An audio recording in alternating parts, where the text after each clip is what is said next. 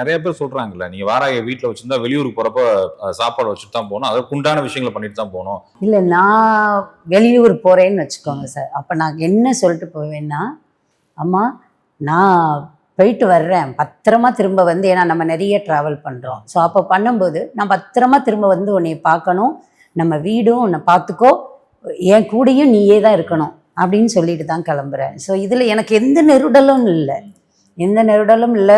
நம்ம அம்பாவை எவ்வளோ கொண்டாடுறோன்னு தெரியும். கடையில் பஞ்சமிக்கு மட்டும்தான் அவளுக்கு விதவிதமான பிரசாதம் வைக்கிறோம். மற்றபடி கஸ்டமர் யாராவது ஸ்வீட் வாங்கிட்டு வந்து வைப்பாங்க, லட்டு வைப்பாங்க, அல்லது ஒரு சில நாள் திடீர்னு சில பேர் வந்து படையல் போடுவாங்க. அதெல்லாம் அவங்க விருப்பத்து பேரில் நடக்குது.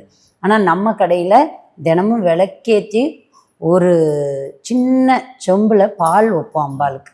இதுதான் நாங்கள் அவளுக்கு பண்ணுற நெய்வேத்தியம். அம்பாள் வந்து அவள் தான் நமக்கு சோறு போட்டுக்கிட்டு இருக்கா. ஸோ நம்ம சோறு போடுறோன்ற மைண்ட் செட்டுக்கு போகவே வேண்டாம்.